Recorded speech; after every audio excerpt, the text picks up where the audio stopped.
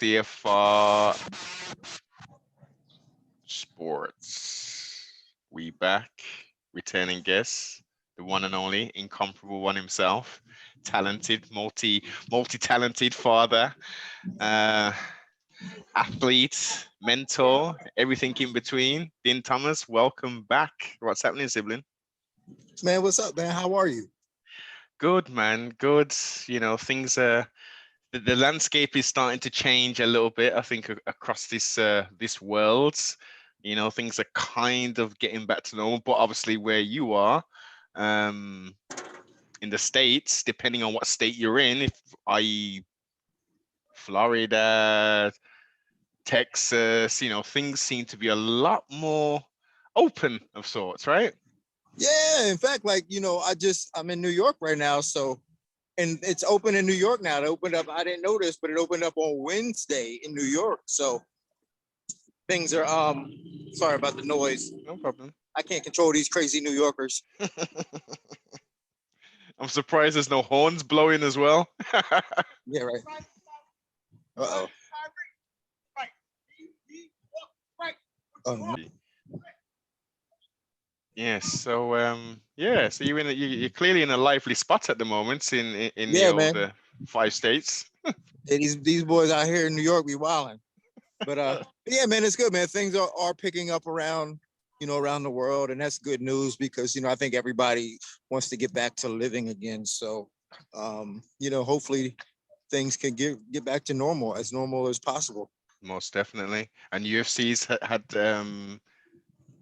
a full attendance crowd in the old great states of Yeah, man, Houston. that was incredible, man. I like to be able to, and I was working, and I worked both those shows, like the one in Jacksonville and then the one just in Houston, and to be able to work those shows was amazing because, especially Jacksonville, because you didn't realize how much we needed crowds until we got there. Like and me, like I don't even like crowds. I was like, I'm against it. I like this going to the Apex and having the small fights. But then when the crowd got there, I mean, it was really special. They were really instrumental in the fights, and it was just, I mean, it was amazing. And I'm actually glad that the crowds are back. But as you say, I still like to have the difference, to have the Apex fights, so there's no crowd, so it's a lot more of an intimate environment. But at the same time, it's all we've known pre this pandemic is having a live crowd, so that's all we've known. But I do like to have the difference. To be fair, I do like to see the difference. Yeah, well, from a coaching perspective, coaching a fighter in the Apex is great because and plus you typically will get a better performance out of most fighters because most fighters won't get nervous by the crowd. Now, if you remember in Jacksonville, the very first fight, it was the Chinese girl and Canalosi. That was a good fight, man. But they went crazy basically because of the crowd. Like the crowd really brought something out of them. And I don't know if they fought their best fight, but it was exciting, so yeah. But that's what you're getting. But from a coaching perspective, I always want to get the best fight from my fighter, not necessarily the most entertaining fight. So from a coaching perspective, I do prefer the Apex. But from a spectator perspective, I'm always going to say, all right, bring the crowds because people, once they start booing, people start doing dumb things, and dumb things are always exciting to watch. Most definitely. I mean, well, talk about that actually. That's an excellent point you bring up, a reference to booing element. I've heard fighters say that it's very much tunnel vision when they're in there. They're obviously they're concentrating on their opponent and listening to their team to give the instructions. But when like say for instance like the grappling elements, and sometimes it can be quite long and the crowd can be a little bit impatient, how does it feel as a fighter to hear that? Do you feel like a sense of urgency to do something? Or you do? Yeah, they do. And I mean, especially young fighters are always influenced by others because part of the reason why they're in this is they're looking for validation for themselves. So when the crowd is not really behind whatever it is that they're doing, you're going to see that influence and you're going to see them react to that. But I think some of the older fighters that are a little bit more mature, have been around a while, a little bit more experience, can they have a little bit more experience, and you'll see them not react to that as much, and you're gonna not, and they're not really caring too much about what the crowd's doing. They're just trying to win. Well, ultimately, look, you want your show money and your win money in it, so that's ultimately the most important thing. Yeah, it's a conflict of interest actually. Like if you want fighters to perform for the crowd, don't offer them a win bonus, right? Because it's like, am I going to get this win bonus, or am I going to, fight stupid and lose? So, I think the fighters should be rewarded for finishing, maybe not winning. Yes, yes, I totally agree. I mean, it's only until, recently of sorts of the last, say, 5 odd years, I even knew what the pay structure is. Silly old me thought that, as prize fighters, y'all would sign up to Bellator, UFC, whatever, and it's like, okay, you've got a 4 fight contract, and you're gonna make each fight £50,000, for instance, or dollars, and that's what you do. I had no clue that there was this half and half business. I think that's, Yeah, well, you know what I think that comes from? I think that comes from sort of, when the UFC first started, it was tournament style. So it was like, if you win, you get more money, hmm and then you advance in the tournament. And I think that's kind of where the pay structure kind of came from. That like, if you win, you get more money. So then they were just like, you know what? If you win, you're gonna give you double. So initially people were like, oh, these crazy guys, like, oh, I'm gonna get double the money if I win. But then when it became more of a sport and not just like, spectatorship, yeah, fighters were like, man, actually, it's not really in my favor to fight like this in order to win. Like, I'm not really doing, like, if you want me to win and I'm a wrestler, I'm going to use my strength, and that's just to hold a guy down. yeah. But then they boo me. So now, like, I have a conflict of interest.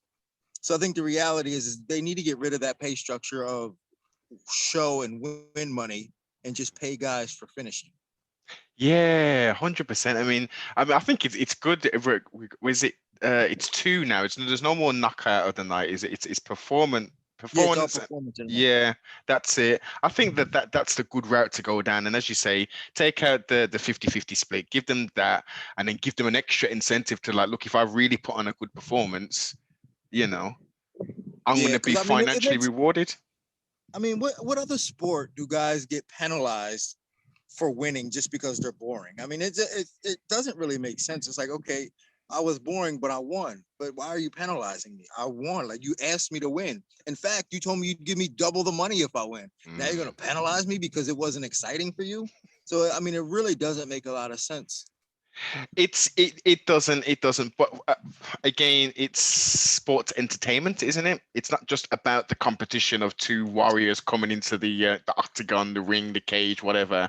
It's about also entertaining the fans, so the spectators. So for instance, you could have a very grapple heavy person, like John Finch, let's use him for Yeah, example, who's excellent, very top heavy, in regards to his pressure and stuff, but not the most exciting fights. It's just, you know, it's it isn't it's dominance, it's a dominant performances.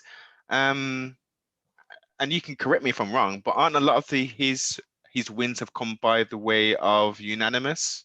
yeah, for sure. And he wasn't a fan favorite for that reason, and Yeah. that's okay. But my point is that, are we asking fighters to fight to dumb themselves down for the entertainment of the fans? And that's unfair to the fighter, because the fighter gets in this one.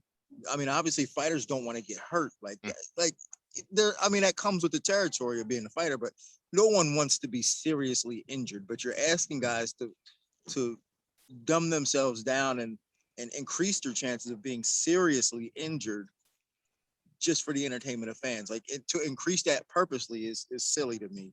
But again, like, if you take a guy like John Finch, who was never exciting fighter, you can't. I wouldn't ask him to fight a different fight. You can change the rules. It's not his fault. You can Yeah. change the rules and say, all right, we're going to start penalizing you for timidity, or we're going to Yes. penalize you for not throwing enough punches. hmm But you can't put him in a situation where you go, all right, this is your skill set. We like what you, and it's dominant. but we're just gonna boo you if you use it. I mean, that's unfair for him. It's unfair to him. It is. Change the rules in this. Don't put the burden on him to change. Change the rules. Would you think, I don't know how realistic this would be, but do you think that the UFC, it would be good for the UFC maybe to introduce maybe grappling tournaments or fights within their cards? Well, I mean, in a way they do. Like if you look at like International Fight Week, I mean they do and they don't. But if you look at like International Fight Week, they'll have different events going on during that week in which the UFC will support. I don't know if they do it financially, but they will support it, and they will put things like Submission Underground on Fight Pass, and like those things. Like when if you got if you have the nod from the UFC, that's a UFC event. I'm sorry, like if you're on Fight Pass, that's really like a minor league UFC event because like the UFC is supporting you and they're putting you on they're allowing you to be on their platform and they're promoting you. So in a way they do, like Submission Underground. What were some of the other ones? Polaris, like those were on Fight Pass. So those were on Fight Pass. So if you ask me, like, while the UFC may not be like matchmaking them or putting their official stamp on it, they're putting a stamp on it. That is a good point, Dean. I tip my hat to you, sir. That is an excellent point. Let's look at take the hardcores out of it and take the ones who have a keen interest in combat sports and are very UFC centric and don't necessarily watch the other promotions and they don't necessarily have Fight Pass. They're missing a big trick, aren't they? Because they're not cross-fertilizing in regard to the combat sports, mixed martial arts in general, and looking at the other promotions. All they're looking at is the North American leader, UFC, and they're thinking that's it. As far as they're concerned, mixed martial arts is the UFC.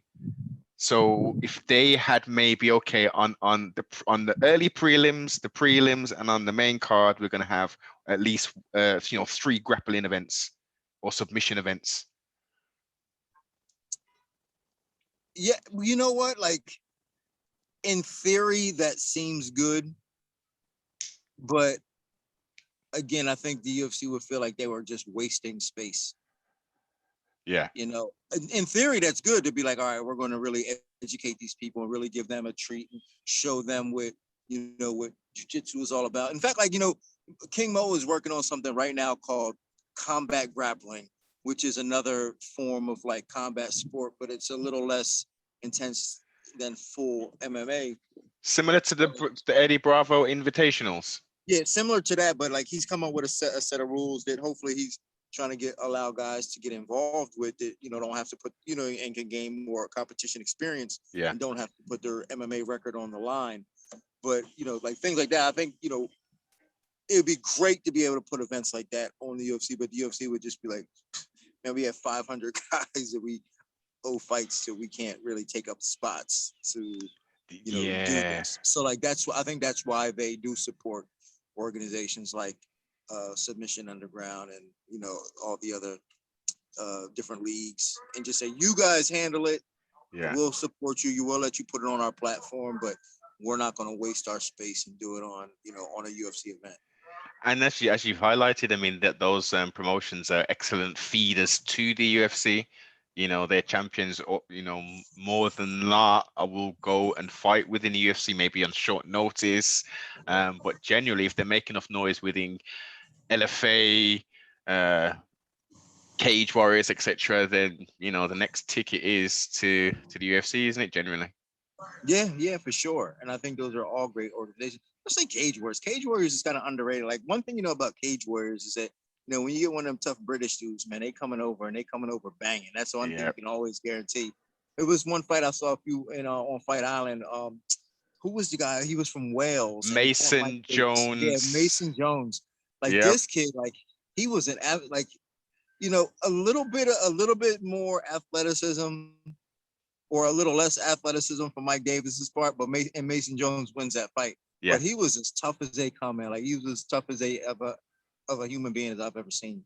Definitely. It was an excellent performance. I thought it could have went either way. I was more leaning to Mason because I've had him on the broadcast as well. And I've watched his career through Cage Warriors. But, trustfully, he'll bounce back. Yeah, he was an excellent fighter, and it was a great showcase for him. Like I said, I think skill wise and athleticism wise, Mike Davis edged him a little bit, but Mason Jones certainly nothing to put his head down about. 100%. And the good thing about, I think, well, what a lot of the newer fighters on the roster are showing now is that the well-rounded fighters that, not just Britain, but the European market is bringing forth. Britain isn't necessarily known for having good wrestlers and stuff, but we're producing some talent now who can pretty much do it all. They're not just strikers.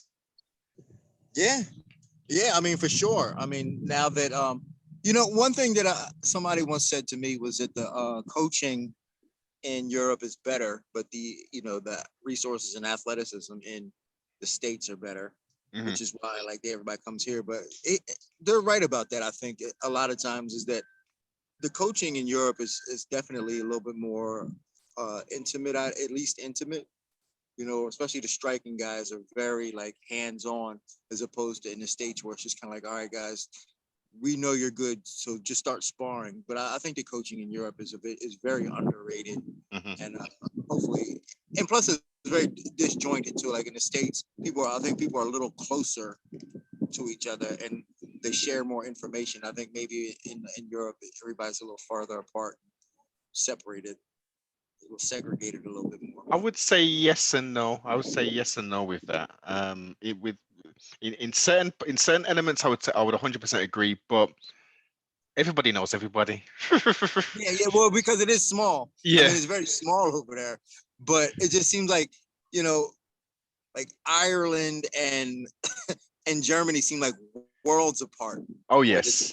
You see what I'm saying? Yeah. It's like worlds apart, but it's not really that far, compared to in the States, because New York and LA are really kind of worlds apart, but it's not really far for us here. We go and seek out the information. Definitely, just hop onto that old plane, and you're there in a couple hours. And it could also be a language barrier too. I mean, the States is so big, but we all speak the same language, as opposed to again, speaking Scottish. Like Rob Whiteford, I used to try talking to that guy. Man, I never knew what he would say. I was like, dude, but he'd be talking to me. He'd have conversations with me, and I would just nod my head. I never knew what was coming at. Just smile. English, yeah. But he's speaking, with that Scottish dialect. Yes. Look, listen, I'm from here, and some accents, some deep accents are, well, deep and thick accents, I will say, are difficult to understand if you're not listening and conversing with those kind of people on a regular basis. It's almost like Charlie Brown's teacher. Yeah. Wow. Definitely. Question for you, Dean. Have you got any fighters fighting over in one? I don't. And well, I've really kind of consolidated my workload in terms of fighting, or in terms of coaching, actually. So right now I'm really only working with, Shorty Torres, Jillian Robertson, and then a young fighter named David Evans. And that's really it, kind of Tyron Woodley's, who knows what he's doing. I don't really know what he's doing, but I'm actually okay with it. And talking like Matt Serra, Matt Serra retired from coaching and cornering, and I was like, whoa, wait a minute, from coaching as well? I thought it was just cornering. I mean, he's still coaching a little bit, but I mean, he's not really putting in the same effort that he was before. Yeah. So I mean, I don't want to speak out of pocket on that, but he's not cornering, and he really don't have a lot of guys in terms of where he was coaching anyway. So he just kind of take a step back from that. And that's kind of where we're at in life too. It's after a while, it gets very redundant, and you start to. And for me, I wanted to be a little bit more personal with the fighters I was working with, as opposed to, just showing up to events, sleeping on the floor. I'm almost 50, man. What am I doing? Sleeping on the floor of this dude's room. Most definitely. So what's going on with Shorty? I noticed the last thing, he fight for Brave the last time I saw him? Yes. Yeah. Yeah, he fought for Brave. He's still like I think he's in that tournament for Brave. Okay. So I just got to get him to get his weight down. Jesus, I've never met a guy who can get so heavy so fast. This this old weight cutting malarkey, man. What I'm Yeah. sure we touched on this on the last time we spoke, but what are your how do you think number one, what are your thoughts on weight cutting? And then number two, what do you think can be done to help fighters? Well, I like one championship's theory behind weight cutting and the way they manage the weight of their athletes. Hmm. And I think it should be like that. I always think, you know what? Like we could separate like, our the schedules into like a yearly thing and go, all right, you know what? The beginning of the year, you're going to decide what weight class you're going to fight at. Hmm. And you're going to weigh in, and you like if you're fighting at 170, you're going to have to weigh in at 180. And then throughout the year, we're going to randomly weigh you in. And if you weigh over that, then guess what? You moved up to 185. That's what I think. I think that the whole weight cut process is a waste of time. I mean, it obviously it's designed to level the playing field, but I think it's dangerous. We've seen more fights get dropped because of weight cuts. Yeah. I don't know if there's a lot of significant evidence to even suggest that you know guys that cut more weight perform better. In fact, they might perform worse. So like, it's just the theory. It's just kind of the stigma we have towards it, and kind of the general consensus that okay, the bigger guy is going to win, so you got to be able to cut more weight. It's all silly stuff. Yeah, that's what I hear a lot. It's a competitive edge. If I can, drain my electrolytes down to a certain level and get all the minerals and all that stuff out of myself and then rehydrate myself, I can actually be potentially have a few extra pounds on my opponents. Yeah, and I think it's stupid because like what it comes down to me is like there's an ideal weight where you're going to perform your best at. You just have to find that. If you go over that, then you're not going to perform that good. So find your ideal weight that you're going to perform at, fight it that weight, and be a good fighter. Like at the end of the day, like so I think weight cutting is kind of a cop out. Oh, here comes some bikers. But I think weight cutting is kind of a cop out for some guys, and it's a built-in excuse that everybody can relate to, because as fighters, we can always relate to like getting dominated by somebody that was bigger, and it's kind of accepted. Like if he's bigger than me, Yeah. and I couldn't do nothing about it, he was too big. Yep, Hmm. I get it, I understand. But at the end of the day, you know, fighting wins fights, and if you're good enough, you know, you just got to be better. Find a way to overcome your size. If you're smaller, use more speed. Have better technique, cleaner technique. Find different ways to win, but let's not use size as an excuse, because when we stop using size as an excuse, then people aren't going to be so quick to feel like they need to cut more weight. So Yeah. like, we just need to get rid of that excuse of okay, I lost because he was bigger. Definitely, definitely. I mean, I think that aspirationally, it's good to see, a lot of these fighters, challenging for multiple divisions, championship status and stuff. I mean, that's a good thing to do, especially in this era where you've got dominant champions just, pretty much wiping out divisions and stuff. I mean, Yeah. Valentina is a perfect example. I mean, like, who on earth now should she be facing? Phew, man, I don't know. I really don't know who she could face. I think that man, like obviously they want her to fight Amanda, but I think that's just because like there's nobody else. But what's that do for Amanda? Like, it doesn't really do anything for Amanda. Like, if I was Amanda, I wouldn't fight her either. And not that I Well, think Amanda's afraid, but it's just like, yo, I beat this girl twice. What are y'all gonna do? Keep having me fight her until she finally beats me? What So do like, you what's your opinion in regards to the first and second fight? Do you see it as the judges saw it as Amanda won both contests? yeah, I thought Amanda won both of them. I mean, they were close. Like Valentina she's gonna make any fight close with anybody because she's Hmm. so good defensively, and it's really hard to mount an offense on her. But her offense has gotten better since she fought Yes. Amanda. So I think that may be why people want to see her fight Amanda again. But again, like Amanda beat her twice. But to me, it's almost disrespectful to Amanda, because while Valentina her offense has gotten better and she showed what she's capable of, let's not forget what Amanda's done. You know what I'm saying? Exactly. It's not like Amanda squeaked by anybody Yeah. since she's beaten Valentina. She knocked out Cyborg. You know what I'm saying? She knocked out Ronda. She knocked out. I mean, she's been murdering these other women, and even more impressively than probably Valentina. Oh yeah. And these girls are higher level than the Yes. ones Valentina are doing it against. So let's not disrespect Amanda and be like, yeah, well, Valentina got better, as if she's gotten worse. Amanda has improved every single fight. Um, sh- it's a technical battle to say, who is the female GOAT? Is it Amanda or is it still Cyborg? Because Oh, to be I don't even think it's a question. I mean, they fought, so like they fought, and we saw what happened, and it wasn't like a fluke. I mean, it was like they both took shots at each other, and one of yeah. them was still standing, and the other one was face down into the mat. So you know what I'm saying? Like, it's not even a question. Like Cyborg, yeah, she had her run, but I don't even think it's a question. But yeah, okay, so now the question is based upon that 13-year run of being undefeated, and clearly the talent levels were clearly different because we're talking the evolvement and creation of WMMA.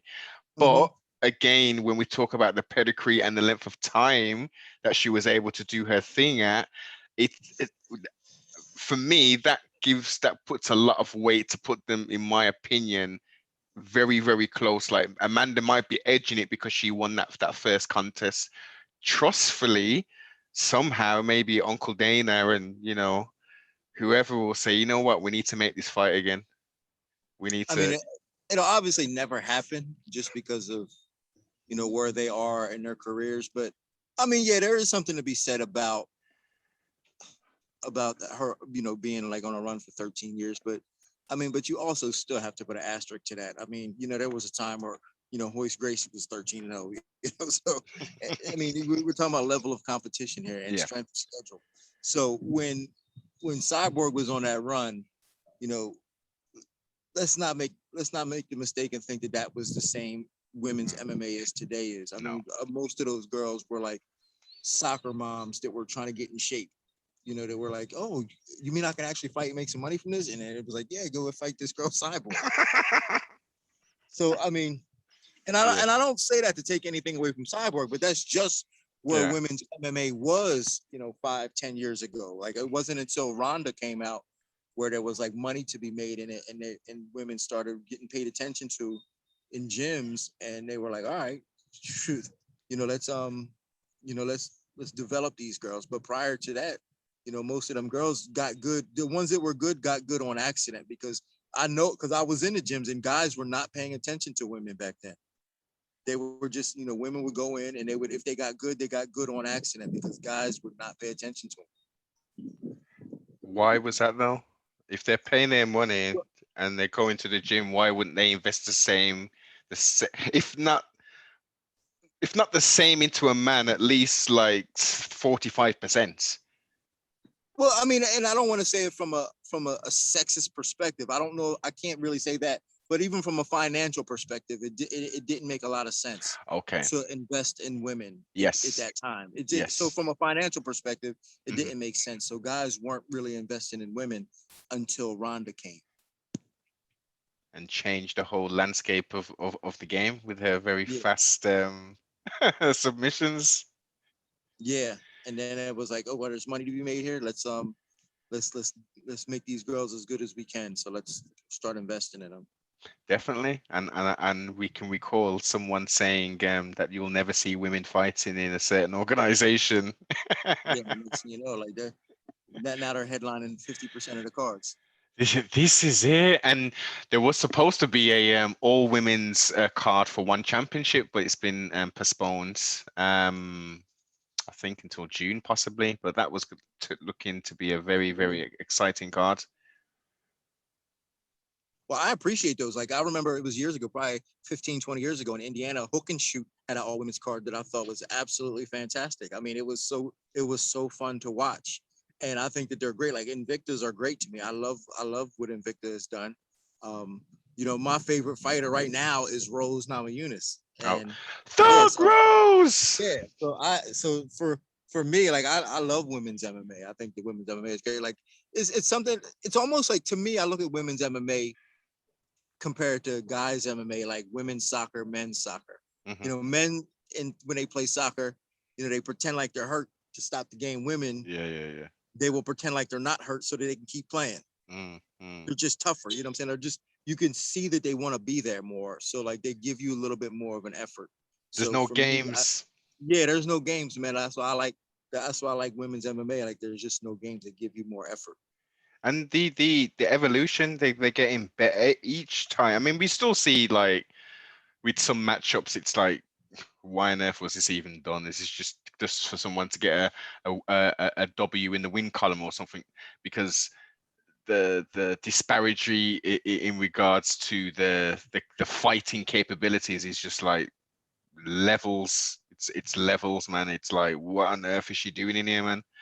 Yeah. But I would say the majority of the women fighting now, they're not closing their eyes when they're punching, for instance. Yeah, you know. yeah, that's my point. Like that's my point. But those were the girls that the majority of those were the girls that Cyborg beat in that 13-year run, right? So like Mm, that's so we can't ignore that. Yeah, I yeah. mean that's the way it was. Even though like, but again, like so yeah, we can't ignore it. But like again, like Cyborg still wasn't getting, that's who she was working with. Like she was Yeah. doing what she was given. So, Exactly. but yeah. It's did you catch the Bellator event last night? No, I didn't catch it. I mean, I followed some of it. I was interested in some of it. I was interested in Darian Caldwell, Oh the yeah. Andre Hugo fight. I was interested in that, and then I didn't see Cyborg's fight, but I was interested in that fight too. I thought Leslie Smith would be able to put up a better fight than she She did the did. first time. Yeah, She did. She really did. All the way to the fifth round. I think she yeah, was 11 seconds into the latter part of that fifth round, and Cyborg got it done, man. A lot more yeah. patient. I like. Yeah, I like the. I mean, I didn't think Leslie was going to really. I didn't know how she was going to do, but I was rude. I was pulling for her because I think she was one who came up the hard way too. Remember, like she came up in that time period where it was just that same time period I was talking about where girls didn't get a lot of attention, Hmm. and she came up in that time and was still pretty good. But I think now when she fought Cyborg, she had like proper training. She had coaches really like looking after her and these guys making sure that she was prepared for this fight against Cyborg. So I was pulling for her. Yeah, me too. Me too. I mean, I'm definitely a Cyborg fan as well. But just as I always say, that you gotta love an underdog. You Yeah, got to yeah, love an underdog. sure. And as I say, very much impressed. Her stock, if anything, rose, I should say, at the end of that fight, because she showed a lot of heart, a lot. I mean, look at Julia Budd. I thought she would have given Cyborg a lot more of a run for her money than she just got battered, unfortunately. Yeah. I think sometimes like these girls go out and they're intimidated from the jump.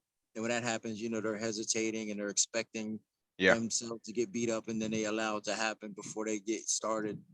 But and that was what I know about Leslie Smith is that she wasn't going to be intimidated and she wasn't going to let Cyborg beat her before the fight.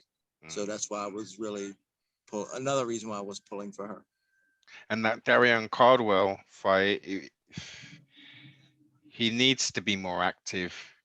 That brother Yeah, need. I think he's, fighters like that, they need their parameters set early on what they can and cannot do because he's still learning how to fight. He's such an amazing athlete and he's so creative and he's so squirrely, but he doesn't know like really know how to fight. So like when they don't know how to fight, he doesn't really know what to do. And he's an artist in terms of like he likes to be creative, but he Mhm. doesn't know where his parameters are of where he can create.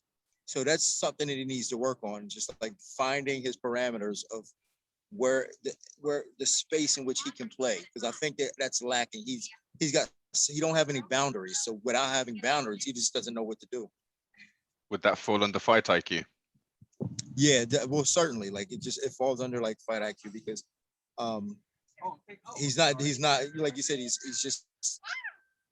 just gets into like wrestling and just Yeah, moving, so he's not really using what he's capable of. Like he needs to set his boundaries of what he's capable of.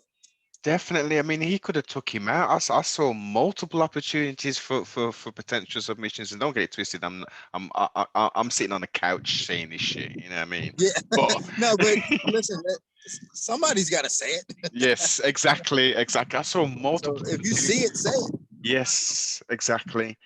For his athleticism, for his wrestling prowess, everything we've just discussed, he should be putting people out second round, Yeah, no later. yeah, Um, for sure. I mean, he's long and he's got length and athleticism, and he's young, and he should be putting people out. 150%. It's very much it's a fun time, man. It's a fun time. I mean, especially in America because y'all have access to everything. You know, in the UK it's a little bit different. We get BBC iPlayer for Bellator. We get I think it's BT Sport for UFC. PFL, we can't watch that. You know, Yeah, y'all can't L- watch BS. nah, nope. Oh, wow. I went onto their website and it says if you go onto some kind of it says it's got like where to watch PFL and you go down all the countries and all that and you get to the UK and it says you go into some kind of to me it looks like a dodgy site to me. When I click on the site, it doesn't look official and it says to watch PFL you've got to pay £9 99 per episode or like per event. Jeez. Yeah, Right. they're I not they're just not read about it. exactly. They're not doing themselves any favors trying to boost their brand outside of America. Yeah. Hey, but listen, man, I hate to cut this one No, short, but my phone is actually about to die. no problem at I got all. to get back on the move. No problem at all. It's been excellent. Throw out all your social medias. Throw out all your social medias, please, Dean. All my social media is very simple to follow me. Follow me at Dean Thomas. Dean is spelled DIN, Thomas THOMAS, Dean Thomas. Follow me. I'm always up to shenanigans and I'm trying to do it all. So come check me out. Yeah, man. You'll see some of them hair cutting videos, man. I see you sharp with the old Yeah. barbery, man. Listen, man, I got a unique skill set, man. It really doesn't do much for me, but it does for everybody else around me. This is it, man. Din's a Yeah. giver. Din's a giver. Thanks very much. Thanks very much for your time. Make sure you like, comment, subscribe, and most definitely share.